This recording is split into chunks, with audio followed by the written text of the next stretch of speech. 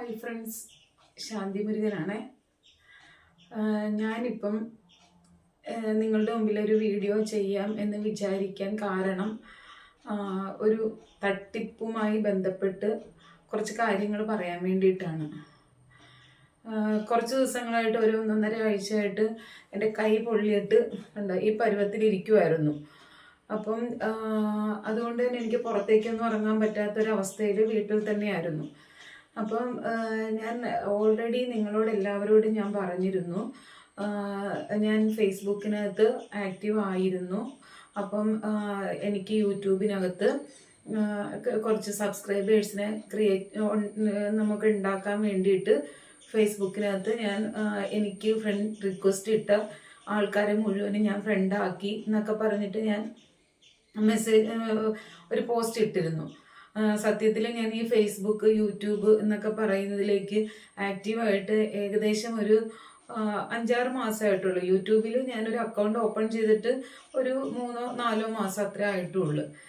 അപ്പം ഫേസ്ബുക്കിനകത്ത് ഞാൻ എനിക്ക് പറയാനുള്ള കാര്യങ്ങളൊക്കെ പറഞ്ഞുകൊണ്ട് ഇടയ്ക്കിടയ്ക്കൊക്കെ ഞാൻ എന്തെങ്കിലുമൊക്കെ പോസ്റ്റ് ഇടാറുണ്ടായിരുന്നു. അപ്പോഴൊന്നും എനിക്ക് ഫ്രണ്ട്സ് ഒന്നും ഇല്ല. ഞാൻ ജസ്റ്റ് എനിക്ക് പറയേണ്ട കാര്യങ്ങൾ അല്ലെങ്കിൽ എന്തെങ്കിലും ഒരു കാര്യത്തെക്കുറിച്ച് നമുക്ക് പറയാനുണ്ടെങ്കിൽ അതൊക്കെ ഇങ്ങനെ ഒന്ന് പറയുന്നല്ലാണ്ട് എനിക്ക് അങ്ങനെ ഒരുപാട് ഫ്രണ്ട്സ് ഒന്നും ആ ടൈമിൽ ഉണ്ടായിരുന്നില്ല. യൂട്യൂബ് തുടങ്ങിയപ്പോഴാണ് ശരിക്കും പറഞ്ഞാൽ ഞാൻ ഫ്രണ്ട്സിനെ ആക്സെപ്റ്റ് ചെയ്യാൻ തുടങ്ങിയത്. അപ്പം ഞാൻ പറഞ്ഞു, എനിക്ക് ഒറ്റ ദിവസം കൊണ്ടാണ് 3000 ഫ്രണ്ട്സ് ഉണ്ടായത്. അപ്പം ഈ 3000 ഫ്രണ്ട്സ് ഒരു ദിവസം കൊണ്ടുണ്ടായി എന്ന് പറയുമ്പോൾ തന്നെ ഞാൻ അത് ഒന്നും നോക്കാണ്ട് അക്സെപ്റ്റ് ചെയ്തിരുന്നു എന്നതുകൊണ്ടാണ് അത്രയും ഫ്രണ്ട്സ് എനിക്ക് ഉണ്ടായത്. കാരണം എനിക്ക് വന്ന ഫ്രണ്ട് റിക്വസ്റ്റ് എല്ലാം ഞാൻ ഒരു DP പോലും നോക്കാതെ ഫുൾ അക്സെപ്റ്റ് ചെയ്ത് വിട്ടുകൊണ്ടിരിക്കുകയായിരുന്നു. എന്ന് വെച്ചാൽ അപ്പം അതിനകത്തുനിന്ന് വരുന്ന ആളുകളോട് നമുക്ക് പറയാം, എനിക്കിങ്ങനെ ഒരു യൂട്യൂബ് ചാനൽ ഉണ്ട്, അപ്പം അതിൽ നിങ്ങൾ ഒന്ന് സബ്സ്ക്രൈബ് ചെയ്യണം. ആർക്കും ഛേദമില്ലാത്തൊരു ഉപകാരമാണല്ലോ. അപ്പോൾ ഒന്ന് സബ്സ്ക്രൈബ് ചെയ്യണം എന്ന് പറയാം. ഞാൻ അത്ര മാത്രമേ കരുതിയുള്ളായിരുന്നു. എന്ന് വെച്ചാൽ ഒരു 500 പേര് സബ്സ്ക്രൈബേഴ്സിന് ഇൻ കേസ് ആ 90 ദിവസത്തെ സ്കീമിലല്ല എന്നുണ്ടെങ്കിലും 1000 പേര് സബ്സ്ക്രൈബേഴ്സ് അതിൻ്റെ ആവശ്യമുള്ളൂ.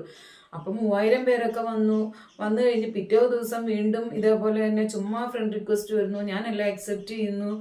ഞാനവിടെ മറ്റൊന്നും നോക്കുന്നില്ല. അത് ആരാണ്, ചതിയാണോ വഞ്ചനയാണോ ഒന്നൊന്നും ഞാൻ നോക്കുന്നില്ല. കാരണം എൻ്റെ ലക്ഷ്യം എനിക്ക് എങ്ങനെയെങ്കിലും ഒരു 500 സബ്സ്ക്രൈബേഴ്സ് ആവണം യൂട്യൂബിൽ എന്നത് മാത്രമായിരുന്നു. അപ്പം ഞാൻ മറ്റൊന്നും ചിന്തിച്ചില്ല. പിന്നെ ഈ പറഞ്ഞ പോലെ ഫേക്ക് ID ആൾക്കാർ വിളിക്കും, ശ്രദ്ധിക്കണം എന്നൊക്കെ എല്ലാവരും പറയും. ഞാനപ്പം എന്തെങ്കിലും നെഗറ്റീവ്സ് ഉണ്ടാകുമ്പോൾ നമ്മൾ ശ്രദ്ധിച്ചാൽ മതിയല്ലോ എന്ന് മാത്രമേ ഞാൻ കരുതിയുള്ളൂ. അപ്പം ഞാനിപ്പോൾ പറയാൻ വന്ന കാര്യം എന്ന് വെച്ചാൽ അപ്പം ഈ വീട്ടിലിരുന്ന സമയത്ത്, അപ്പോൾ ഓൾറെഡി ഞാൻ നിങ്ങളോട് എല്ലാവരോടും പറഞ്ഞിട്ടുണ്ട്, എനിക്ക് ലോട്ടറിയുടെ പരിപാടിയാണ്. ഞാൻ വീട്ടിൽ കച്ചവടമൊക്കെ കഴിഞ്ഞ് ഞാൻ വീട്ടിലെത്തുമ്പോൾ 4-5 മണിയാവും. അതിനുശേഷം ഫുഡ് കഴിക്കണം. അതിനുശേഷം കുറച്ച് റെസ്റ്റൊക്കെ എടുത്തതിന് ശേഷമാണ് ഞാൻ എൻ്റെ വീട്ടിലെ പണി ചെയ്യുന്നത്. അതിനിടയ്ക്കാണ് ഇതൊക്കെ ചെയ്യുന്നത് എന്നുള്ളത് ഞാൻ പറഞ്ഞിരുന്നു. യൂട്യൂബിലും ഫേസ്ബുക്കിലും ഒക്കെ ഓരോ കാര്യങ്ങൾ നോക്കുന്നത്, ചിലപ്പോൾ ഉറക്കം വിളച്ചിരുന്നിട്ട് പോലുമാണ് ചെയ്യുന്നതെന്നൊക്കെ ഞാൻ പറഞ്ഞിരുന്നു. അപ്പം ഈ കൈ പൊള്ളിയത് കാരണം എനിക്ക് കുറച്ച് ദിവസങ്ങളായിട്ട് പുറത്തേക്കൊന്നും ഇറങ്ങാൻ പറ്റിയില്ല. നമുക്ക് ഡ്രസ്സ് ചേഞ്ച് ചെയ്തിട്ട് പുറത്തേക്കൊന്നും പോകാൻ പറ്റില്ല. മൊത്തം കൊമളയായി അങ്ങനത്തെ ഒരു അവസ്ഥയിലായിരുന്നു. ഭയങ്കര കുറച്ച് ഡേഞ്ചർ സിറ്റുവേഷൻ ആയിരുന്നു. അപ്പോൾ അങ്ങനെ ഇരുന്ന സമയത്ത് വീട്ടിലിങ്ങനെ എത്രയെന്ന് വെച്ചിട്ടാണ് കിടക്കുക. അപ്പം വന്ന ഫ്രണ്ട് റിക്വസ്റ്റ്, അപ്പം ഈ 3000 വന്നു, പിന്നെ 4000 ആയത് 5000 ആയി, വീണ്ടും റിക്വസ്റ്റുകൾ ഇങ്ങനെ വന്നുകൊണ്ടേ ഇരിക്കുക.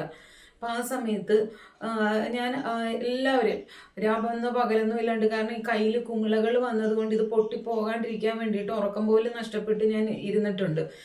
അപ്പം പിന്നെ നല്ല ഉറക്കം വരുമ്പോൾ അറിയാണ്ട് ഉറങ്ങി പോകുന്നത്, കാരണം കുമിള പൊട്ടിപ്പോയി കഴിഞ്ഞാൽ അത് ഇൻഫെക്ഷൻ ആകുമോ ഉള്ളൊരു പേടി കാരണം.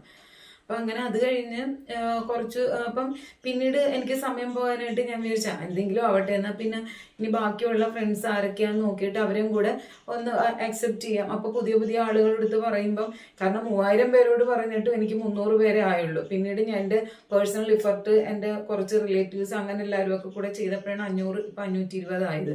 അപ്പം എനിക്ക് മനസ്സിലായി ഫേസ്ബുക്കിലെ ഫ്രണ്ട്സൊക്കെ വെറുതെ ആണെന്ന് മനസ്സിലായി. ഒരു പ്രയോജനമില്ല. ജസ്റ്റ് ഇപ്പം ഒരു സ്റ്റോറി ഇട്ട് കഴിഞ്ഞാൽ, സ്റ്റോറിയിൽ ഒരു ഫോട്ടോ ഇട്ട് കഴിഞ്ഞാൽ 1000, 800, 600 ഒക്കെയാണ് ലൈക്ക്, കമൻ്റ് ഒക്കെ വരുന്നത്. ഈശ്വരാനുഗ്രഹം കൊണ്ട് എന്തുകൊണ്ടോ 2-3 നെഗറ്റീവ് കമൻറ്റുകളെ വന്നിട്ടുള്ളൂ, ബാക്കിയെല്ലാം നല്ല കമൻറ്റുകളെ വന്നിട്ടുള്ളൂ. പക്ഷെ ഈ കമൻ്റ് ഇടുന്നവരാരും തന്നെ എനിക്കൊരു സബ്സ്ക്രിപ്ഷൻ തന്നിരുന്നു എങ്കിൽ തീർച്ചയായിട്ടും എനിക്ക് 500 എന്നുള്ളത് ആ ഒരു ടാർഗറ്റിലേക്ക് എത്താൻ ഒരുപാട് വൈകില്ലായിരുന്നു. അപ്പം അതങ്ങനെയായി. അപ്പം ഞാൻ പുതിയ ഫ്രണ്ട്സിനെയൊക്കെ അക്സെപ്റ്റ് ചെയ്യുന്ന കൂട്ടത്തിൽ ഇംഗ്ലണ്ടിൽ നിന്നുള്ള ഒരു ഫ്രണ്ട്, അപ്പം പുള്ളി വിഡോവറാണ്. അപ്പോൾ ഒരു കുട്ടിയുണ്ട്, പെൺകുട്ടിയാണ് എന്നൊക്കെ പറഞ്ഞിട്ടാണ് വന്നത്. അപ്പം ഞാനത് അക്സെപ്റ്റ് ചെയ്തു. അപ്പം അക്സെപ്റ്റ് ചെയ്ത് കഴിഞ്ഞപ്പോഴത്തേക്കും, കാരണം എനിക്ക് അങ്ങനെ ഇംഗ്ലണ്ട് എന്നൊക്കെ പറഞ്ഞിട്ട് അങ്ങനെ എനിക്ക് ഫ്രണ്ട്സ് ഒന്നും ഇല്ല. എനിക്കെല്ലാം കേരളം അല്ലെങ്കിൽ അറേബ്യൻ രാജ്യങ്ങൾ അവിടെയുള്ളവരൊക്കെയാണ് ഫ്രണ്ട്സ് ആയിട്ടുള്ളത്. അപ്പം ഇംഗ്ലണ്ട് എന്നൊക്കെ പറയുമ്പോൾ നമുക്ക് യൂട്യൂബിന്റെ വരുമാനം പോലും പൗണ്ടാണ്. പൗണ്ടിൽ നിന്ന് പിന്നെ ഇന്ത്യൻ മണിയായിട്ട് വന്നിട്ടാണ് നമുക്ക് ആ എമൗണ്ട് കിട്ടുന്നതെന്നാ പറയല്. അപ്പം ഞാൻ വിചാരിച്ചു അവിടെയുള്ള ഒരാൾ എൻ്റെ യൂട്യൂബ് ചാനലിന്റെ പ്രോഗ്രാം കാണുമ്പം നമുക്ക് കുറച്ചുകൂടെ ഒരു ബെനിഫിറ്റ് അല്ലേ എന്ന് കരുതിയിട്ട് ഞാൻ അതിനെ അക്സെപ്റ്റ് ചെയ്തു. ആ ഫ്രണ്ട്ഷിപ്പ് ഞാൻ അക്സെപ്റ്റ് ചെയ്തു. അപ്പോൾ പുള്ളി ഇങ്ങനെ എനിക്കൊരു കുട്ടിയുണ്ട്, എൻ്റെ വൈഫ് ആക്സിഡന്റിൽ മരിച്ചു പോയതാണ് എന്നൊക്കെ പറഞ്ഞപ്പം മോള് 6ാം ക്ലാസ്സിൽ പഠിക്കുന്നു എന്നൊക്കെ പറഞ്ഞ് അതങ്ങനെ. അപ്പം ജസ്റ്റ് എന്നാലും അതിനോട് അങ്ങനെ നമ്മൾ ഇങ്ങനെ അവരുമായിട്ട് ഇങ്ങനെ ചാറ്റിങ്ങിനായിട്ട് തന്നെ സമയം കണ്ടെത്തൽ അങ്ങനെയൊന്നുമില്ല. അപ്പം എന്താ പറയണ്ട, പുള്ളി എന്താണോ ചോദിക്കുന്നത് അതിൻ്റെ മറുപടികൾ ജസ്റ്റ് ജെന്യുവിൻ ആയിട്ടുള്ള ടോക്ക് മാത്രം, അല്ലാണ്ട് അത് ഫേക്കായിട്ട് തോന്നത്തില്ല നമുക്ക്, അത്രയും ജെന്യുവിൻ ആയിട്ടുള്ള. അപ്പം ഉടനെ അപ്പം എൻ്റെ സിറ്റുവേഷൻസ് ഒക്കെ ചോദിച്ചു, ഫാമിലി ചോദിച്ചു, ഞാനും ഫാമിലി ചോദിച്ചു. അപ്പോൾ പുള്ളി പറഞ്ഞു എനിക്ക് വേറെ റിലേറ്റീവ്സ് ആരുമില്ല, ഞാനും എൻ്റെ മോളും മാത്രമാണ്. ഓക്കെ ശരി. അപ്പം അങ്ങനെ എന്തൊക്കെയോ കുറച്ച് കാര്യങ്ങൾ അങ്ങനെ മാത്രം. ഫോട്ടോസ് ചോദിച്ചു, ഞാൻ കൊടുത്തില്ല, അതങ്ങനെ അവിടെ നിൽക്കുകയാണ്. ആ സമയത്ത് തന്നെ എനിക്ക് വേറൊരു ഫ്രണ്ട് റിക്വസ്റ്റ് വരികയാണ്. അപ്പോൾ പുള്ളി കാഴ്ചയിൽ മിടുക്കനായതുകൊണ്ട് ഞാൻ മാത്രമല്ല ഞാൻ ആരെയും അക്സെപ്റ്റ് ചെയ്തേക്കുന്നത്. ഒരുപാട് പ്രായമുള്ളവരുണ്ട് എൻ്റെ ഫേസ്ബുക്കിൽ ഫ്രണ്ടായിട്ട്, അല്ലെങ്കിൽ കാണാൻ വൈരൂപ്യമുള്ളവരുണ്ട്, ഒരുപാട് പേരുണ്ട് എൻ്റെ ഫ്രണ്ട് ലിസ്റ്റിൽ എടുത്തു കഴിഞ്ഞാൽ. അപ്പം അതുകൊണ്ട് തന്നെ അത് ഭംഗി എന്ന് അവിടെ ഒരു മാനദണ്ഡമേ അല്ല, പ്രായവും മാനദണ്ഡമല്ല. കാരണം ഒരു ഫ്രണ്ട് എന്ന് പറയുമ്പോൾ ഞാൻ എൻ്റെ യൂട്യൂബ് ചാനലിൻ്റെ ഡിസ്ക്രിപ്ഷനിൽ പറഞ്ഞിട്ടുണ്ട്, എൻ്റെ സന്തോഷവും സങ്കടങ്ങളും പങ്കുവയ്ക്കാൻ ഒരു സൗഹൃദ കൂട്ടായ്മ ആഗ്രഹിക്കുന്ന ഒരു കൊച്ചു പാവം ചാനലാണ് എൻ്റെ എന്ന് ഞാൻ പറഞ്ഞിട്ടുണ്ട്. അപ്പോൾ അവിടെ അതുകൊണ്ട് തന്നെ പ്രായത്തിനൊന്നും അവിടെ ഒരു ഇത് പ്രായം കൂടിയ ആളാണ് അല്ലെങ്കിൽ പ്രായം കുറഞ്ഞ ആളാണ് ഞാൻ, എന്നാലും ഒരു 10-20 വയസ്സുള്ള അല്ലെങ്കിൽ 25 വയസ്സ് ആ ഒരു പ്രായത്തിലുള്ള കുട്ടികളെയൊന്നും ഞാൻ അക്സെപ്റ്റ് ചെയ്തിട്ടില്ല, അറിഞ്ഞുകൊണ്ട്. ഇനി അറിയാതെ എൻ്റെ ഫ്രണ്ട് ലിസ്റ്റിൽ വന്നിട്ടുണ്ടോ എന്ന് എനിക്കറിയില്ല, പക്ഷെ അറിഞ്ഞുകൊണ്ട് ഒരു 10-25 വയസ്സ് തോന്നിക്കുന്ന ആ കുട്ടികളൊന്നും ഞാൻ അക്സെപ്റ്റ് ചെയ്യാറില്ല. വേറൊന്നും അല്ല, അവരുടെയൊക്കെ മെന്റാലിറ്റികൾ വേറെ ആയിരിക്കും. പക്ഷെ പിന്നീട് എനിക്ക് മനസ്സിലായി കൊച്ചുകുട്ടികളിൽ മാത്രമല്ല, പ്രായപരിധിയൊന്നും ഇല്ലാണ്ട് തന്നെ മെന്റാലിറ്റിയിൽ വ്യത്യാസങ്ങളുള്ള ഒരുപാട് ആളുകളുണ്ടെന്ന് ഈ ഫേസ്ബുക്ക് എന്നെ പഠിപ്പിച്ചു. അപ്പം അങ്ങനെ അത് കഴിഞ്ഞു. എന്താ പറയണ്ടേ, അപ്പം ഈ പുള്ളിയുടെ ഫ്രണ്ട് റിക്വസ്റ്റ് വന്നു, അത് ഞാൻ അക്സെപ്റ്റ് ചെയ്തു. കാരണം നമുക്ക് വ്യൂസ് കിട്ടണം. ഇപ്പൊ കേരളത്തിലുള്ളവരെക്കാളും പുറം രാജ്യങ്ങളിലുള്ളവർ നമ്മുടെ പ്രോഗ്രാം കാണുമ്പോഴേക്കും കുറച്ച് കൂടുതൽ പൈസ കിട്ടുമെന്ന് പറഞ്ഞു. അപ്പൊ എത്രയും പെട്ടെന്ന് എൻ്റെ ചാനൽ സക്സസ് ആക്കണം, അതാണ് എൻ്റെ ലക്ഷ്യം. പക്ഷെ എന്നാലും ഞാൻ ചതിക്കുഴിയിൽ പോയി വീഴില്ല. കാരണം ഈശ്വരൻ എന്ന് പറയുന്ന ഒരാൾ എന്നോടൊപ്പം ഉള്ളതുകൊണ്ട് ഒരിക്കലും ഞാൻ അങ്ങനെ വീഴില്ല. ഞാൻ അതിൻ്റെ പിന്നാമ്പറങ്ങളിലേക്ക് പോകുന്ന ഒരാളാണ്. അപ്പോൾ അതുകൊണ്ട് തന്നെ എനിക്കൊരു ഡൗട്ട് തോന്നിയാൽ ഞാൻ അതിൻ്റെ ജെന്യൂനിറ്റി കണ്ടെത്താൻ വേണ്ടിയിട്ട് ശ്രമിക്കുന്ന ഒരാളാണ്. അത് ഇന്നോ യൂട്യൂബ് തുടങ്ങിയതല്ല, കാലങ്ങൾക്ക് മുമ്പ് മുതൽ ഞാൻ അങ്ങനെ തന്നെയാണ്. എൻ്റെ ഫ്രണ്ട്സൊക്കെ ചോദിക്കും, നിനക്ക് വേറെ പണിയില്ല, നീ എന്തിനാ എൻ്റെ പുറകെ നടന്നു അതിൽ കണ്ടുപിടിക്കാൻ വേണ്ടി നടക്കുന്നതെന്നൊക്കെ ചോദിക്കും. പക്ഷെ എന്നാലും എനിക്ക് എൻ്റെ ഒരു സ്വഭാവമാണ്, അതെന്തെങ്കിലും ഒരു നെഗറ്റീവായിട്ട് കണ്ടു കഴിഞ്ഞാൽ അതെന്താണ് അതിൻ്റെ പോസിറ്റീവ്, എന്തായിരിക്കും അതിൻ്റെ യാഥാർത്ഥ്യം എന്ന് കണ്ടെത്താൻ ശ്രമിക്കുന്ന ഒരാളാണ് ഞാൻ. അപ്പം ഈ പുള്ളിയുടെ ഫ്രണ്ട് റിക്വസ്റ്റ് വന്ന് ഞാനത് അക്സെപ്റ്റ് ചെയ്തു. ആ പുള്ളിയും പറഞ്ഞ കാര്യങ്ങൾ പഴയ പുള്ളി പറഞ്ഞതുപോലെ തന്നെയാണ്. എനിക്കൊരു കുട്ടിയുണ്ട്, എൻ്റെ വൈഫ് മരിച്ചുപോയി, എൻ്റെ മോള് 3ാം ക്ലാസ്സിലാണ് പഠിക്കുന്നത് എന്നൊക്കെ പറഞ്ഞിട്ട് അതും. എന്നിട്ട് മോളുടെ പേര് മറിയ, പുള്ളിയുടെ പേര് ജെറി ഫ്രാങ്ക്ലിൻ, ഇങ്ങനെയൊക്കെ ഉള്ള. പിന്നെ മമ്മി ഡോക്ടറാണ്, സിസ്റ്റർ ഡോക്ടറാണ്. എന്നിട്ട് ഇവരുടെ എല്ലാവരും ഫാമിലിയിലുള്ള ഫോട്ടോ, ബ്രദറിൻ്റെ ഫോട്ടോ, അങ്ങനെയൊക്കെ വളരെ ജെന്യൂനിറ്റി തോന്നിക്കുന്ന രീതിയിലുള്ള കുറേ ഫോട്ടോസൊക്കെ. അപ്പം ഈ രാത്രി സമയങ്ങളിൽ ആണല്ലോ, മീൻസ് എന്നാലും ഒരു 11 മണി അതിനുള്ളിൽ പുള്ളി എനിക്ക് മെസ്സേജുകളൊക്കെ സെൻഡ് ചെയ്ത് വെച്ചിട്ടുണ്ടാവും. അപ്പം ഞാൻ ചോദിക്കും, മോള് മറിയ എന്നാ മോളുടെ പേര്. അപ്പം മോളുമായിട്ട് നേരിട്ട് ടോക്കിങ്ങിൽ ഞാൻ വന്നിട്ടില്ല. കാരണം ഞാൻ പുള്ളിക്ക് ചെയ്യുന്ന ആദ്യത്തെ ഒരു ഫ്രണ്ട് എന്ന് പറഞ്ഞ പുള്ളിക്ക് ഞാൻ മലയാളത്തിലാണ് ടൈപ്പ് ചെയ്തത്. കാരണം പുള്ളി പറഞ്ഞു നിങ്ങളുടെ ലാംഗ്വേജ് ഏതാണോ അത് യൂസ് ചെയ്തോളൂ, ഞാനത് മറ്റേ ഗൂഗിൾ ട്രാൻസാക്ഷൻ വഴി ഞാനത് കറക്റ്റ് ചെയ്തോളാം എന്നൊക്കെ പറഞ്ഞുകൊണ്ട് ഞാൻ മലയാളത്തിലാണ് അയച്ചുകൊണ്ടിരുന്നത്. ഈ പുള്ളിക്ക് ഞാൻ ഇംഗ്ലീഷിൽ തന്നെയാണ് ടൈപ്പ് ചെയ്തുകൊണ്ടിരുന്നത്. ചില ഗ്രാമർ മിസ്റ്റേക്കുകളൊക്കെ ഉണ്ടാവുമായിരിക്കാം, അല്ലാതെ കാരണം ഈ ഒരുപാട് നമ്മളൊന്നും സംസാരിക്കുന്നില്ല. അപ്പം കറക്റ്റ് ആ പോയിന്റ് ഔട്ട് ചെയ്ത് കാര്യങ്ങൾ പറയുന്നത് കൊണ്ട് നമുക്ക് ഒരുപാട് ഇങ്ങനെ കുറെ ഗ്രാമർ എടുക്കണം അല്ലെങ്കിൽ അങ്ങനെയൊന്നും വേണ്ട. ജസ്റ്റ് പിന്നെ ബാക്കിയുള്ളെല്ലാം ക്വസ്റ്റ്യൻ മാർക്ക് ഇട്ട് വെക്കും. ഇന്ന് പോയില്ലേ, നിങ്ങൾ ജോലിക്ക് പോയില്ലേ, ഡ്യൂട്ടിക്ക് പോയില്ലേ എന്നൊക്കെ ഒരു ക്വസ്റ്റ്യൻ മാർക്ക് അങ്ങനെയൊക്കെ ഇടും. അപ്പൊ അതുകൊണ്ട് തന്നെ അവിടെ പിന്നെ ഒരു ഗ്രാമർ മിസ്റ്റേക്കിന്റെ ആവശ്യം വരുന്നില്ല. അപ്പൊ ഞാൻ ചോദിക്കും മോള് പോയില്ലേ, മോൾ ഉണർന്നില്ലേ, ഇപ്പൊ പറയും മോള് സിസ്റ്ററിന്റെ കൂടെയാണ്, വീക്കെൻഡിലാണ് എൻ്റെ കൂടെ വരുന്നത്. അങ്ങനെ വളരെ ജെന്യൂൻ ആയിട്ട്. അപ്പൊ പറയും ഞാൻ നാട്ടിൽ വരും, എൻ്റെ മോളുമായിട്ടാണ് വരുന്നത്. അപ്പൊ നാട്ടില് എനിക്ക് ആരുമില്ല, പരിചയക്കാരൊന്നും. അപ്പം എങ്ങനെയുള്ള ആളുകളാണെന്ന് എനിക്കറിയില്ല. അപ്പൊ നിന്റെ നാട്ടിൽ വരുമ്പോൾ ഞാൻ വീട്ടിൽ വരും. പിന്നെ എനിക്ക് നിങ്ങളുടെ കൺട്രിയിൽ, നിങ്ങളുടെ രാജ്യത്തിൽ വരുമ്പോഴത്തേക്കും എനിക്ക് നിങ്ങളുടെ സ്ഥലങ്ങളൊക്കെ കാണണം എന്നൊക്കെ പറഞ്ഞിട്ട് ഇപ്പൊ ഞാൻ ഇവിടെ ബോട്ടിംഗ് ഉണ്ട്, ഒരുപാട് നല്ല സ്ഥലങ്ങൾ കാണാനുണ്ട്, ക്ഷേത്രങ്ങളുണ്ട്, അതെല്ലാം പറഞ്ഞു. അപ്പൊ അങ്ങനെ പുള്ളി പറഞ്ഞു ഓക്കെ ഗുഡ്, ഞാൻ വരും, നാട്ടിൽ വരും എന്നൊക്കെ പറഞ്ഞു. അപ്പൊ ഞാൻ പറഞ്ഞു ശരി, എന്തായാലും ഇംഗ്ലണ്ട് ആണല്ലോ, അപ്പൊ മോൻ ഡെന്റിസ്റ്റ് ആണല്ലോ. അപ്പം ഏതൊരു അമ്മയെ പോലെയും ഞാനും ചോദിച്ചു, ആ മോൻ ഇങ്ങനെ ഡോക്ടറാണ്, ഡെന്റിസ്റ്റ് ആണ്, അപ്പൊ അവിടെ എന്തെങ്കിലും വേക്കൻസീസ് ഒക്കെ ഉണ്ടാവുമെന്ന് ജെനുവിൻ ആയിട്ടുള്ള ചോദ്യം ആൻസറുകൾ. അപ്പൊ പറഞ്ഞു ഞാൻ എൻ്റെ സിസ്റ്ററിനോട് പറയാം, അവിടെ എന്തെങ്കിലും വേക്കൻസി ഉണ്ടെങ്കിൽ ഞാൻ പറയാന്നൊക്കെ പറഞ്ഞു. ശരി ഓക്കെ, അത് അവിടെ ചാപ്റ്റർ ക്ലോസ് ആയി. അതപ്പോൾ മറ്റേ പുള്ളി എന്നെ വിളിച്ചിട്ട് അതിനിടയ്ക്ക് പിന്നെ അത് ഫ്രണ്ട് എന്നാണ് വിളിക്കുന്നത്. അപ്പോൾ ഫ്രണ്ട് നിങ്ങൾ നാട്ടിൽ ഒരു സിം എടുക്കണം, സിം എടുത്തിട്ട് നിങ്ങളുടെ പേരിൽ സിം എടുത്തിട്ട് അത് എനിക്ക് സെൻഡ് ചെയ്ത് തരണം. എന്നിട്ട് ഞാൻ ആ സിം വെച്ചിട്ട് ഞാൻ കുറച്ചും കാര്യങ്ങൾ എനിക്ക് ചെയ്യാനുണ്ട്. എന്നിട്ട് ഞാൻ നാട്ടിൽ അത് നിങ്ങൾക്കൊരു ബിസിനസ് തുടങ്ങാൻ വേണ്ടിയിട്ടുള്ള കാര്യങ്ങളൊക്കെ ചെയ്തു തരാം. അപ്പം ഞാൻ ഓൾറെഡി ചോദിക്കുമ്പോഴത്തേക്കും പറയും ഞാൻ കുറച്ച് ബിസിനസ്സൊക്കെ ചെയ്തിരുന്നു, ഒന്നിൽ സക്സസ് ആയില്ല എന്നൊക്കെ പറഞ്ഞുകൊണ്ടാവാം പുള്ളി എൻ്റെ അടുത്ത്. അത് ഞാൻ എൻ്റെ വിഷയങ്ങൾ പബ്ലിക്കാണല്ലോ, ഞാൻ ഫേസ്ബുക്ക് അടക്കമുള്ള മാധ്യമങ്ങളിൽ ഞാൻ പറഞ്ഞിട്ടുള്ളതാണ് എൻ്റെ സിറ്റുവേഷൻസ്. അപ്പോൾ അതുകൊണ്ട് തന്നെ അത് ജെന്യൂൻ ആയിട്ട്, അല്ലാണ്ട് ആരെങ്കിലും എനിക്ക് ഇത്രയും പൈസ തായോ എന്ന് പറഞ്ഞിട്ട് ഞാൻ ആരുടെ അടുത്തൊന്നും ചോദിച്ചിട്ടൊന്നുമില്ല. എൻ്റെ സിറ്റുവേഷൻസ് ഇതാണ്, അതുകൊണ്ടാണ് ഞാൻ ലോട്ടറി ഫീൽഡിലേക്ക് വന്നത് എന്നുള്ളത് പലരും ചോദിച്ചിട്ടുണ്ട്. BA പഠിച്ച ഒരാൾ എന്തിനാണ് ലോട്ടറി കച്ചവടമായിട്ട് നടക്കുന്നത് എന്നൊക്കെ ഫേസ്ബുക്ക് ഫ്രണ്ട്സ് ചോദിച്ചിരുന്നു. അപ്പോഴൊക്കെ ഞാൻ പറഞ്ഞു സിറ്റുവേഷൻസ് ഇന്ന ഓക്കെ. അപ്പം അങ്ങനെയാണ് കാര്യങ്ങൾ. അതെല്ലാം പറഞ്ഞത് കൊണ്ടായിരിക്കാം പുള്ളി എന്നോട് പറഞ്ഞു നിന്റെ നാട്ടിൽ ഞാൻ നിനക്കൊരു ബിസിനസ് സ്റ്റാർട്ട് ചെയ്ത് തരാമെന്നൊക്കെ പറഞ്ഞു. അപ്പോഴേ എനിക്ക് അതിൻ്റെ ജെന്യൂനിറ്റി മനസ്സിലായി. ഞാൻ പറയാം എനിക്ക് നാട്ടിൽ, കാരണം എൻ്റെ പേരിൽ സിം എടുത്തിട്ട് പുള്ളി എനിക്ക് നാട്ടിൽ എന്തായാലും ബിസിനസ് ചെയ്ത് തരേണ്ട ആവശ്യമില്ല, അതിനകത്തുള്ള ഫ്രോഡീസ് എന്താണെന്ന് മനസ്സിലാക്കാനുള്ള കഴിവൊക്കെ എനിക്കുണ്ട്.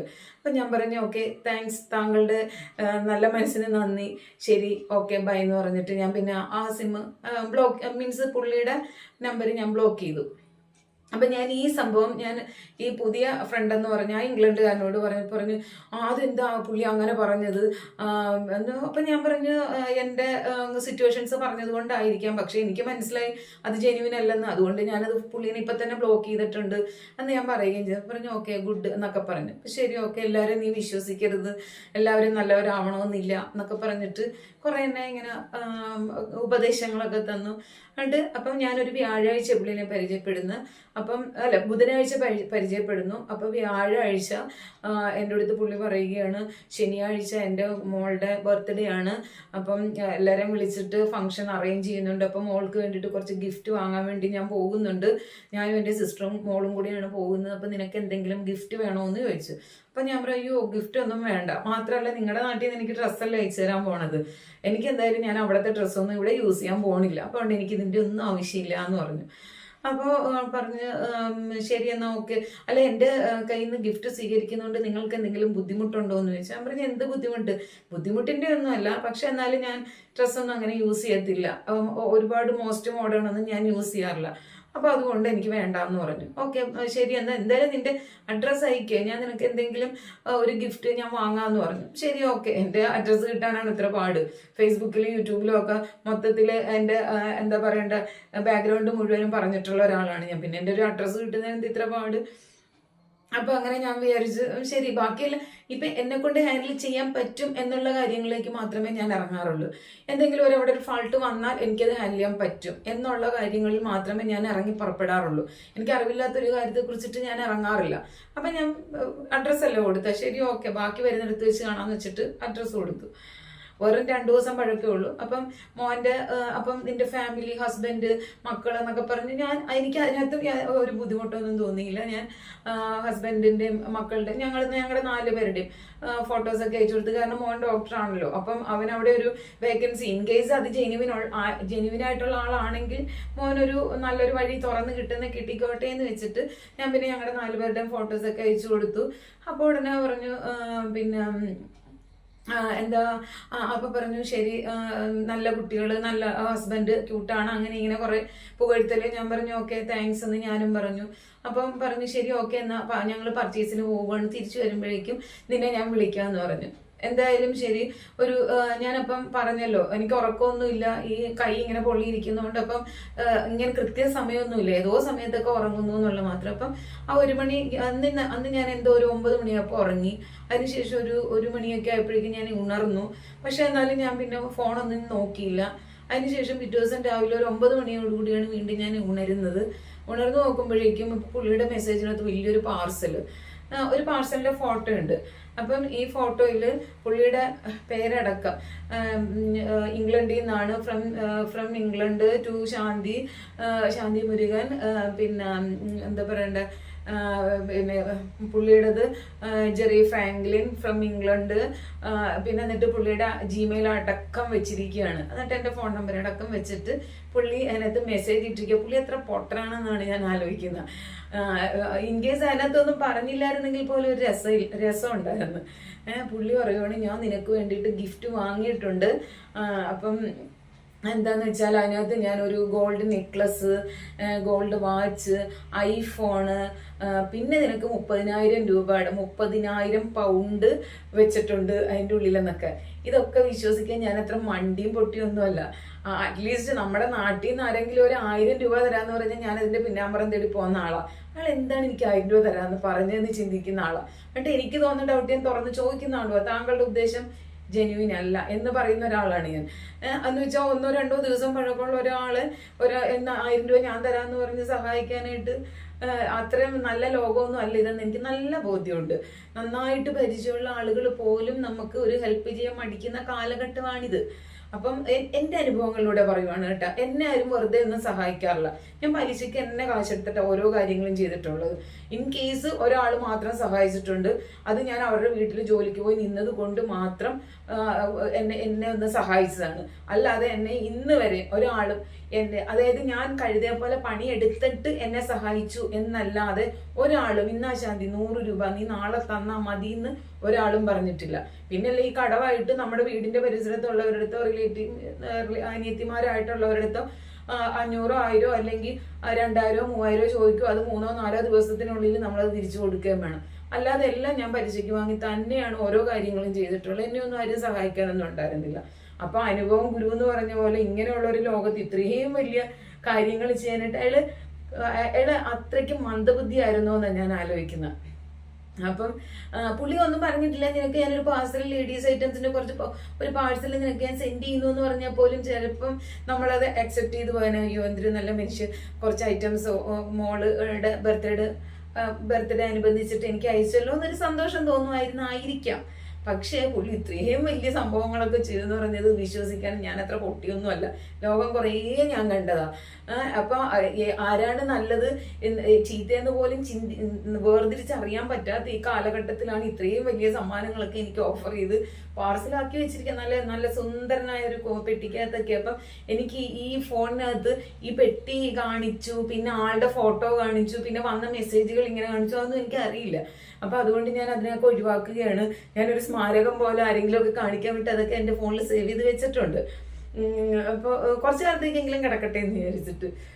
അപ്പൊ അതങ്ങനെ അപ്പൊ ഞാൻ ഓക്കെ, അപ്പൊ ഞാൻ ഇയാളോട് പറഞ്ഞു, അയ്യോ നിങ്ങൾ ഇത്ര വലിയ മനസ്സിനുടമയാണോ, നാട്ടില് പരിചയമുള്ളവർ പോലും ഇങ്ങനെ ചെയ്യില്ലല്ലോ എന്നൊക്കെ പറഞ്ഞിട്ട് എനിക്ക് ശരിക്കും പറഞ്ഞാൽ എന്റെ തട്ടി പറഞ്ഞിട്ട് തന്നെയാണ് ഞാൻ പുള്ളിനെ പോഴ്ത്തിക്കൊണ്ടിരുന്നത്. പുള്ളി വിചാരിച്ചത് ഭയങ്കരമായിട്ട് ഞാൻ പുള്ളിനെ പോഴ്ത്തിയ ഞാൻ ഏതോ ഒരു പൊട്ടി വീട്ടമ്മയാണെന്നാണ് പുള്ളി വിചാരിച്ചത്. അപ്പം ഉടനെ അത് കഴിഞ്ഞപ്പോഴത്തേക്കും പിന്നെ ഞാൻ അപ്പോഴും ചോദിച്ചു, ഫേസ്ബുക്കിനകത്ത് നിങ്ങൾ എന്നെ ഫ്രണ്ട് റിക്വസ്റ്റ് എനിക്ക് അയക്കാൻ കാരണം എന്താണെന്ന് വെച്ചപ്പം എന്നോട് പറഞ്ഞ് നിങ്ങളുടെ DP എനിക്ക് ഇഷ്ടപ്പെട്ടു, അതുകൊണ്ടാണ് ഞാൻ നിങ്ങൾക്ക് ഫ്രണ്ട് റിക്വസ്റ്റ് ഇട്ടതെന്ന് പറഞ്ഞു. ഞാൻ പറഞ്ഞു ഓക്കെ ശരി. അല്ല ഞാൻ ഓർത്ത് ഇനി എൻ്റെ യൂട്യൂബിൽ എന്തെങ്കിലും പരിപാടി കണ്ടോ, ഇനി ഫേസ്ബുക്കിനകത്ത് ഞാൻ എഴുതിയ എന്തെങ്കിലും ഇത് പോസ്റ്റ് കണ്ടിട്ടോ അങ്ങനെ ആണെന്നാണ് വിചാരിച്ചതെന്ന് പറഞ്ഞു. അല്ല, ഞാൻ നിങ്ങളുടെ ഫോട്ടോ മാത്രം DP മാത്രം കണ്ടു, അപ്പം ഞാൻ അത് ഫ്രണ്ട് റിക്വസ്റ്റ് ഇട്ടാന്ന് പറഞ്ഞു. ഓക്കെ ശരി. അപ്പൊ അത് കഴിഞ്ഞു. അപ്പം അന്ന് ഈ പുള്ളി എന്നോട് പറഞ്ഞു, അപ്പം ബുധൻ പരിചയപ്പെട്ടു, വ്യാഴാഴ്ചയാണ് ഇത് പറയുന്നത്. വെള്ളിയാഴ്ച രാവിലെ ആയപ്പോഴേക്കും പുള്ളി പറഞ്ഞു പാർസല് റെഡിയാണ്, പിന്നെ ഞാൻ ഇത് കൊറിയറിൽ അയച്ചിട്ടുണ്ട്, നിനക്ക് ശനിയാഴ്ച നാട്ടിലെത്തും. ഒരു ദിവസത്തെ ഡിഫറൻസ്. ആ ഒരു റണ്ണിങ് ടൈം കൊണ്ട് നമ്മൾ ഇംഗ്ലണ്ടിൽ നിന്നും അയച്ച ഒരു സാധനം ഇന്ത്യയിൽ വരും, മീൻസ് നിന്റെ വീട്ടിൽ വരും. കസ്റ്റംസ് നിന്നെ വിളിക്കുമ്പം നീ അത് വാങ്ങിയ കസ്റ്റംസ് വിളിക്കും, പിന്നെ വീട്ടിൽ ഇത് കൊണ്ടുവന്ന് തരും, ഇത്ര മാത്രം. ഞാൻ പറഞ്ഞു ശരി ഓക്കെ. അതുകൊണ്ട് അത് കഴിഞ്ഞ് വെള്ളിയാഴ്ചയായി. അപ്പം വെള്ളിയാഴ്ച കഴിഞ്ഞു, ശനിയാഴ്ച വെളുപ്പിന് ഒരു 12 മണി കഴിഞ്ഞു. അപ്പം ഞാനിവിടെ ഉറങ്ങിയിട്ടില്ല. 12 മണിയൊക്കെ ആയപ്പോഴേക്കും ഞാൻ വെറുതെ ചുമ്മാ യൂട്യൂബ് എടുത്തിട്ട് നോക്കി, ഈ ഇംഗ്ലണ്ടിൽ നിന്നും ഇവിടത്തേക്ക് ഇന്ത്യയിലേക്ക് ഒരു പാർസൽ എത്താനുള്ള സമയം എന്താണ്, എത്രയാണെന്നൊക്കെ ചോദിച്ചപ്പോൾ തന്നെ എനിക്ക് വന്നത് ഇത് ഫേക്ക്. എന്നിട്ട് കുറേ സ്ത്രീകളുടെ അവര് ചതിക്കുഴിയിൽ പെട്ട കഥകളാണ് ആ ചാനലിൽ മുഴുവനും പറയുന്നത്. എന്ന് വെച്ചാൽ ഇംഗ്ലണ്ടിൽ നിന്നും ഇതേപോലെ തന്നെ കുറേ സ്ത്രീകളെ ഇതേപോലെ തന്നെ പറഞ്ഞ് പറ്റിച്ചിട്ട് ഇവരുടെ കയ്യിൽ നിന്ന് പൈസ അടിച്ചു മാറ്റി. എന്താന്ന് വെച്ചാൽ ഇവരോട് ഓൾറെഡി പറയും ഇത്രയും രൂപയുടെ സാധനങ്ങൾ ഞാൻ നിനക്ക് വെച്ചിട്ടുണ്ട് എന്ന് പറയുമ്പോൾ തീർച്ചയായിട്ടും നീ 20,000 ഇടണം 30,000 ഇടണം എന്ന് പറയുമ്പോൾ ഡ്യൂട്ടി പെയ്ഡ് ചെയ്യാൻ വേണ്ടിയിട്ടാണെന്ന് പറയുമ്പം ആരാണെന്നുണ്ടെങ്കിലും ഇല്ലാത്ത കാശ് ഉണ്ടാക്കിയിട്ട് പലിശയ്ക്ക് മേടിച്ചാണെങ്കിലും ആ സാധനം വാങ്ങില്ലേ. അപ്പൊ അതുകൊണ്ടാണ് ഇവർ ഇതിനകത്ത് ഇത്തരം സാധനങ്ങളൊക്കെ വെച്ചിട്ടുണ്ടെന്ന് പറയുന്നത്. അങ്ങനെ പല സ്ത്രീകളെയും ഇവർ പറ്റിച്ചിട്ടുണ്ട്. ഓക്കെ, അപ്പൊ ഞാൻ ഇത് കണ്ടപ്പോ തന്നെ ഞാൻ ഓൾറെഡി എനിക്ക് എന്തോന്നല്ല എനിക്ക് അറിയാമല്ലോ ഇത് ഫേക്ക് ആണെന്നുള്ളത്. അപ്പം ഞാൻ അത് അങ്ങനെ മനസ്സിലാക്കിയെങ്കിൽ പോലും ഞാൻ അന്നേരം ഇവൻ ഇത് പറഞ്ഞു കഴിഞ്ഞപ്പോൾ ഞാൻ വിചാരിച്ച് ഒരു നമ്പർ ഇട്ട് നോക്കാം എന്ന് വെച്ചിട്ട് ഞാൻ ഇവന് മെസ്സേജ് ഇട്ടു. അപ്പൊ ഈ 12 മണിക്ക് ശേഷം ഓൾറെഡി ആണ് ഇവൻ ഈ ഇതിലേക്ക് വരുന്നത് ചാറ്റിങ്ങിൽ, പിന്നെ രാവിലെ വെളുപ്പാങ്കാലത്തൊക്കെ. അപ്പം ഞാൻ പറഞ്ഞു അല്ല ഇന്നല്ലേ, അപ്പം വെള്ളിയാഴ്ച കഴിഞ്ഞു, വെള്ളിയാഴ്ച 12 മണി കഴിഞ്ഞു, അപ്പം എന്തായാലും ശനിയാഴ്ചയാണല്ലോ. അപ്പൊ ഞാൻ പറഞ്ഞു അപ്പൊ ഇവന്റെ അടുത്ത് പൈസ നീ കൊടുക്കണം അങ്ങനെയൊന്നും പറഞ്ഞൊന്നുമില്ല, അതൊക്കെ വിളിക്കുമ്പോഴത്തേക്ക് നമ്മൾ കൊടുത്താൽ മതിയല്ലോ, പൈസനെ കുറിച്ച് അവൻ പറയേണ്ട കാര്യമില്ലല്ലോ. എനിവേ എന്തായാലും ഞാനപ്പം വെറുതെ ഒരു നമ്പർ ഇട്ട് ഞാൻ പറഞ്ഞേ അത് ഇന്നല്ലേ നമുക്ക് പാർസൽ വരുന്നത്, അപ്പം പാർസലിന് ഡ്യൂട്ടി അടയ്ക്കണ്ടേ, അപ്പൊ അതിന് എൻ്റെ കയ്യിൽ പൈസ ഇല്ലല്ലോ എന്ന് പറഞ്ഞു. അപ്പൊ പറഞ്ഞ് പിന്നെ അത് പൈസ നീ അപ്പം ഈ ഒരു ജെന്യുവിനായിട്ടുള്ള ഒരാളാണെങ്കിൽ അത് കുഴപ്പമില്ല, നീ വിഷമിക്കണ്ട ഞാൻ പൈസ തരാം അങ്ങനെ എന്തെങ്കിലും പറയുന്നത്. അതിന് വരെ ഇയാൾ ചോദിച്ചത് you are gaming with me എന്ന്. എന്നിട്ട് നീ എൻ്റെ അടുത്ത് കളിക്കുകയാണോ, ശരി ഇനി നിന്റെ അടുത്ത് എനിക്കൊന്നും സംസാരിക്കാനില്ല, ഓക്കെ ഗുഡ് ബൈ എന്ന്. സാധാരണ ബൈ പറയുമ്പോൾ നമ്മൾ വീണ്ടും കാണുമെന്ന്, ഗുഡ് ബൈ പറയുമ്പോൾ എന്നേക്കുമായിട്ട് ഇനി ഈ ബന്ധം പോണു എന്നുള്ളതാണ് നമ്മൾ ഗുഡ് ബൈ കൊണ്ട് ഉദ്ദേശിക്കുന്നത്. ഇനി നമ്മൾ തമ്മിൽ യാതൊരു കോണ്ടാക്ട്സും ഇല്ല എന്നുള്ള ഗുഡ് ബൈ പറഞ്ഞു. അപ്പം ഞാൻ ഗുഡ് ബൈ പറഞ്ഞു കഴിഞ്ഞിട്ട് ഞാൻ അങ്ങോട്ടേക്ക് മെസ്സേജ് ഇട്ടു. ഞാൻ പറഞ്ഞു അല്ല സത്യമായിട്ട് എൻ്റെ പൈസ ഇല്ല, ഒരു കാര്യം ചെയ്യും നിങ്ങൾ എനിക്ക് കുറച്ച് പൈസ അയച്ചതാ, ഞാനത് അത് വെച്ചിട്ട് ഞാൻ ആ പാർസൽ വാങ്ങാന്ന് പറഞ്ഞു. അപ്പം തന്നെ ഞാൻ നോക്കിയപ്പോഴത്തേക്കും DP ഇയാളുടെ ഫോട്ടോ പോയി. അത് കഴിഞ്ഞിട്ട് ഇയാൾ ഇട്ടിരുന്ന മെസ്സേജുകൾ പോയി. അപ്പം ഞാൻ അതിനേക്കാൾ മുമ്പ് ഇയാൾക്ക് ഞാൻ ഇട്ട് കൊടുത്തിരുന്ന മെസ്സേജുകളെല്ലാം എന്തായാലും ഡിലീറ്റ് ഫോർ എവരിവൺ അവിടെ തന്നെ കിടപ്പുണ്ടായിരുന്നു. അപ്പം എന്തായാലും അതെല്ലാം ഞാനും ഡിലീറ്റ് ചെയ്ത്. എന്തായാലും ജെന്യൂനിറ്റി അല്ലാത്ത ഒന്നും പുള്ളിയും സംസാരിച്ചിട്ടില്ല. ഞാൻ പിന്നെ എനിക്ക് ആ വക പരിപാടി ഇല്ല, എനിക്ക് ഈ ജെന്യൂനായിട്ടുള്ള ടോക്കിംഗ് അല്ലാണ്ട് ആരുടെ ഞാൻ മറ്റൊരു രീതിയിലെ ഒരു തരംതാണ രീതിയിൽ സംസാരിക്കാറില്ല. അപ്പം അതുകൊണ്ട് തന്നെ എല്ലാം നല്ല രീതിയിൽ സംഭാഷണങ്ങളാണ്. അപ്പൊ അതുകൊണ്ട് തന്നെ അതിനകത്ത് മറ്റു പേടിക്കേണ്ട കാര്യങ്ങളൊന്നും തന്നെ ഇല്ല. അപ്പൊ അതുകൊണ്ട് ആ ഭാഗം ക്ലിയർ ആയി. അപ്പൊ ഞാൻ ഓക്കെ, അപ്പൊ എനിക്ക് സത്യത്തിൽ എനിക്ക് ചിരിയാവുന്നു, ഇങ്ങനെയൊക്കെ ലോകരുണ്ടല്ലോ എന്ന്. അത് എന്നെ കൊണ്ട് മാക്സിമം പറയാൻ പറ്റുന്നവരോടൊക്കെ ഞാൻ നേരിൽ ഞാൻ പറഞ്ഞു ഇങ്ങനൊരു കാര്യം ഉണ്ടെന്ന്. ഇനി ഇതിനകത്തുള്ള അപ്പം ആദ്യത്തെ ആളെ ബ്ലോക്ക് ചെയ്തു, രണ്ടാമത്തവനും പോയി. അത് കഴിഞ്ഞിട്ട് ഞാൻ വീണ്ടും പുതിയ ഫ്രണ്ട് ലിസ്റ്റ് എടുക്കുവാണ്. നോക്കിയപ്പോഴത്തേക്കും ഇതേ ആളിന്റെ അതേ പടമല്ല, മീൻസ് അയാളുടെ തന്നെ പടം വേറൊരു ഡ്രസ്സിൽ ഉള്ളത് ഡി പി ആയിട്ട് ഇട്ടിട്ട് പേര് ജെറോം നോ അങ്ങനെ മറ്റോ ആക്കിയിട്ട് ഇട്ടിരിക്കുകയാണ്, പുതിയ ഫ്രണ്ട് റിക്വസ്റ്റ്. അപ്പൊ ഇതിൽ നിന്ന് എന്താ മനസ്സിലാക്കേണ്ടത്? ആ ഒരു വ്യക്തി, ഈ ഞാനുമായിട്ട് ചാറ്റ് ചെയ്തിരുന്ന വ്യക്തി ആ ഒരു ഒറ്റ വ്യക്തി മാത്രമായിരുന്നു എങ്കിൽ അയാൾ പിന്നീട് ഒരിക്കലും എൻ്റെ അക്കൗണ്ടിലേക്ക്, എൻ്റെ FB അക്കൗണ്ടിലേക്ക് അയാൾ റിക്വസ്റ്റ് അയക്കില്ല. ഇതിൽ നിന്നും മനസ്സിലാക്കേണ്ടത് ഇതൊരു വലിയ മാഫിയ ആണെന്ന് വേണം മനസ്സിലാക്കാനായിട്ട്. കാരണം ഇത് ഈ ഒരാളുടെ ഫോട്ടോ വെച്ചിട്ട് ഇപ്പോൾ ഒരു 5 or 6 അല്ലെങ്കിൽ ഒരു ഗ്രൂപ്പ് ഉണ്ടാവും, ആ ഗ്രൂപ്പിനെല്ലാം ഒരാളുടെ ഫോട്ടോ കൊടുക്കും. ഇവര് എല്ലാവർക്കും ഇങ്ങനെ ഫ്രണ്ട് റിക്വസ്റ്റ് ഈ ഫോട്ടോ വെച്ചിട്ട് അല്ലെങ്കിൽ ഇതിന്റെ പ്രൊഫൈൽ വെച്ചിട്ട് അയച്ചുകൊണ്ടിരിക്കുകയാണ്. അപ്പം ആരാണോ അതിനകത്ത് വീഴുന്നത് അവരെ പിന്നെ കറക്കിയെടുക്കുക എന്നുള്ളതാണ് ഇവരുടെ ലക്ഷ്യം. അപ്പം ആദ്യത്തെ ഒരാള് എന്തായാലും ഗുഡ് ബൈ പറഞ്ഞു പോയി. അപ്പൊ ഞാൻ നോക്കിയപ്പോഴത്തേക്കും വേറൊരാള് വേറെ ഒരുത്തനായിരിക്കാം ഇത് വീണ്ടും ഇട്ടിരിക്കുന്നത്. അല്ലെന്നുണ്ടെങ്കിൽ ഒരിക്കലും എൻ്റെ ഫോണിലേക്ക് അയാളുടെ അതേ പടം വെച്ചിട്ട് ഡ്രസ്സിൽ മാത്രം മാറ്റുള്ളൂ, അയാളുടെ അതേ പടം വെച്ചിട്ട് പ്രൊഫൈല് പിന്നീട് ഞാൻ അതെടുത്ത് ഡീറ്റെയിൽഡ് ആയിട്ട് നോക്കിയപ്പോൾ മറ്റേത് കണ്ടു തന്നെ ഇതിനകത്തുള്ളത്. അപ്പൊ ഇതെന്തായാലും ഒരാളാണ് ഇത് ചെയ്തതെന്നുണ്ടെങ്കിൽ തീർച്ചയായിട്ടും അയാൾ വീണ്ടും എൻ്റെ FB അക്കൗണ്ടിലേക്ക് റിക്വസ്റ്റ് അയക്കില്ല. അപ്പൊ അതില് എനിക്ക് മനസ്സിലാക്കാൻ പറ്റിയൊരു കാര്യം എന്ന് പറഞ്ഞാൽ ഇതൊരു ഗ്യാങ് ആണ്. അപ്പൊ ഈ ഒരു ഗ്യാങ്ങിന് ഒരാളുടെ ഫോട്ടോ ഒരു 10 പേര് അടങ്ങുന്ന അല്ലെങ്കിൽ 5 പേരടങ്ങുന്ന അതെനിക്കറിയില്ല ഒരു ഗ്രൂപ്പിനായിരിക്കാം കൊടുക്കുന്നത്. ഈ ഗ്രൂപ്പുകൾ തന്നെ പല സ്ത്രീകളെയും സെലക്ട് ചെയ്ത് ഇങ്ങനെ അവർക്ക് സെൻഡ് ചെയ്തുകൊണ്ട് ഫ്രണ്ട് റിക്വസ്റ്റ് ഇട്ടുകൊണ്ടിരിക്കുന്നു. പലരും ഇത് അക്സെപ്റ്റ് ചെയ്യുന്നു. അപ്പോൾ ഒരെണ്ണം അക്സെപ്റ്റ് ചെയ്ത് ഞാനത് ഡിലീറ്റ് ചെയ്ത് കഴിഞ്ഞപ്പോഴാണ് ഞാൻ അടുത്ത പുതിയ റിക്വസ്റ്റ് നോക്കിയപ്പോഴത്തേക്കും അതിൽ കിടക്കുന്നത്. അപ്പൊ ഇതൊക്കെ ഒരു ഗ്രൂപ്പ് ഗ്യാങ്ങിന്റെ കളിയാണ്.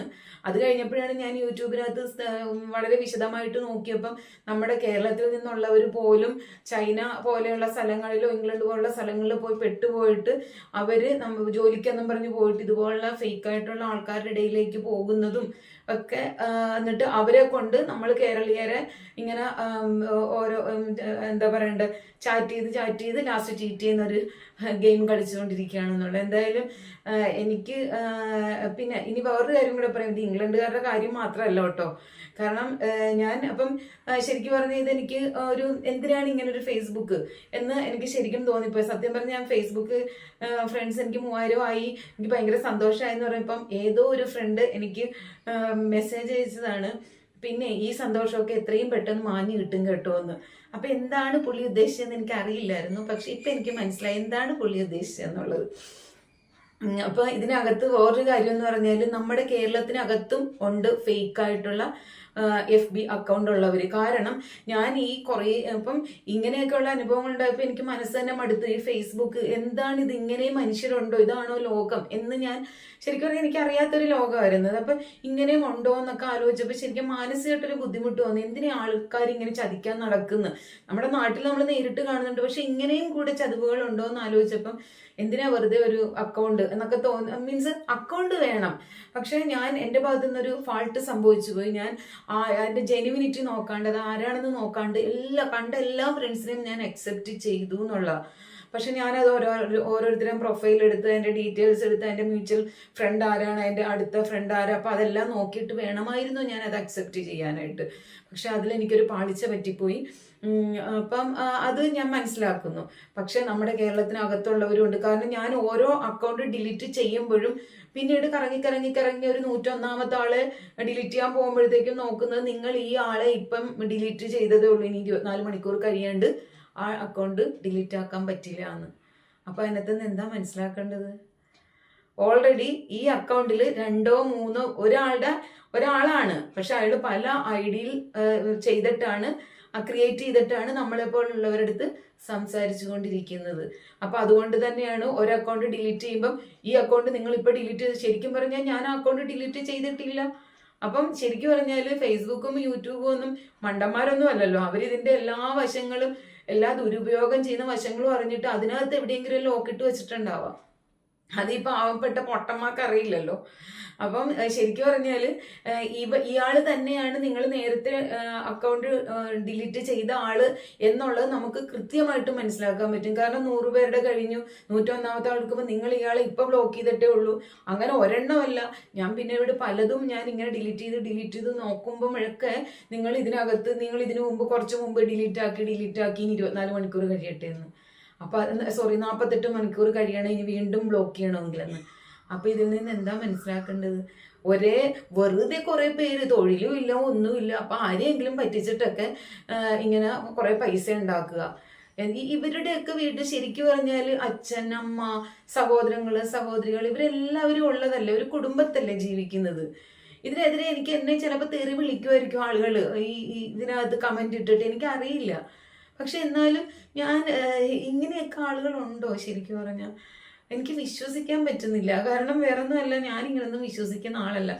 അതങ്ങനെയല്ല, ചിലപ്പോൾ സാഹചര്യവശാൽ എന്ന് പറയുന്ന ഒരാളാണ് ഞാൻ. ചിലപ്പോൾ അവരുടെ സാഹചര്യം കൊണ്ടായിരിക്കും, പക്ഷെ അല്ല.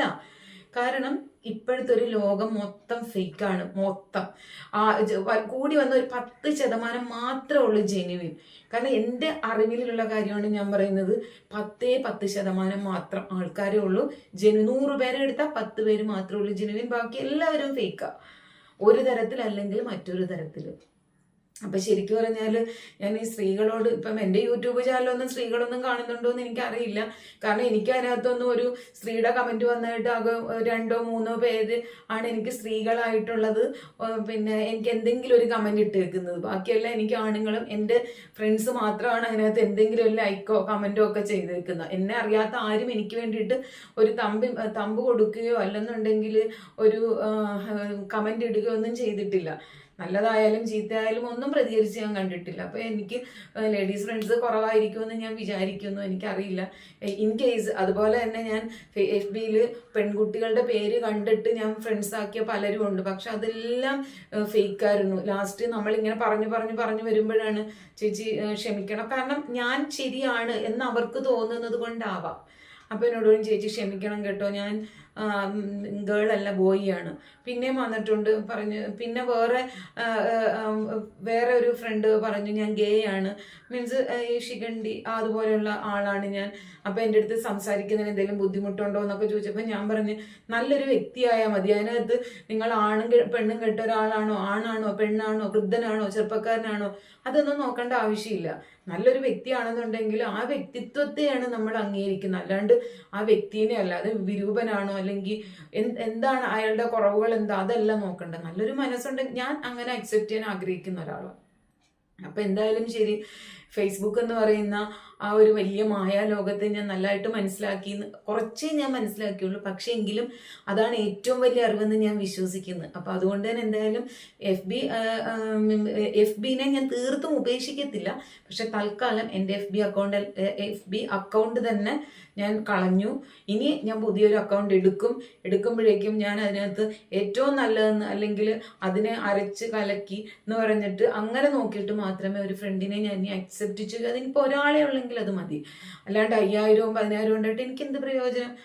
അപ്പൊ അതുകൊണ്ട് എനിക്ക് അതിന്റെ ആവശ്യമില്ല. എനിക്ക് കുറെ എനിക്ക് 5000 ഫ്രണ്ട്സ് ഉണ്ടെന്ന് കുറെ പൊങ്ങച്ചടിച്ചിട്ട് എന്ത് കാര്യം, അതിൻ്റെ ഒരു ആവശ്യമില്ല. അപ്പൊ അതുകൊണ്ട് ആ ഭാഗം ഞാൻ വിട്ടു. പിന്നെ ഇപ്പൊ യൂട്യൂബ് അതെന്തായാലും ഞാൻ കളയില്ല. കാരണം ഞാൻ പറഞ്ഞല്ലോ, എൻ്റെ മനസ്സിൽ ഒരുപാട് കാര്യങ്ങൾ, കുറെ കഥകളോ കവിതകളോ എന്തൊക്കെയോ ഉണ്ട്. അപ്പൊ അതൊക്കെ എനിക്ക് പറയാനൊരു പ്ലാറ്റ്ഫോം, ഞാൻ അത്രയും മാത്രമേ യൂട്യൂബിനെ കാണുന്നുള്ളൂ. ഇപ്പൊ സത്യം പറഞ്ഞാൽ അതിൽ നിന്നുള്ള വരുമാനത്തെ പോലും എനിക്ക് പേടിയാണ്. അതുകൊണ്ട് വരുമാനത്തെയും ഞാൻ ചിന്തിക്കുന്നില്ല. ഞാൻ ശരിക്കും പറഞ്ഞാൽ എനിക്ക് പറയാനുള്ള ഒരു നല്ല ദിവസം വന്നാൽ ഒരു സന്തോഷം പങ്കുവയ്ക്കാൻ, എൻ്റെ ജീവിതത്തിൽ ഒരു സങ്കടം വന്നാൽ ആ സങ്കടം ഒന്ന് പങ്കുവയ്ക്കാൻ, എൻ്റെ ജീവിതത്തിൽ എനിക്ക് ഒരു പാളിച്ച പറ്റിയാൽ അത് എനിക്ക് ഇങ്ങനെ ഒന്ന് സംഭവിച്ചു എന്ന് പറയാൻ എനിക്കൊരു പ്ലാറ്റ്ഫോം, അത്രയും മാത്രമേ ഞാനിപ്പോൾ യൂട്യൂബിനെ കാണുന്നുള്ളൂ. എന്തായാലും ശരി, എൻ്റെ ജീവിതത്തിലുണ്ടായ ഈ ഒരു അനുഭവം നിങ്ങളെല്ലാവരുമായിട്ട് പങ്കുവയ്ക്കണമെന്ന് തോന്നി.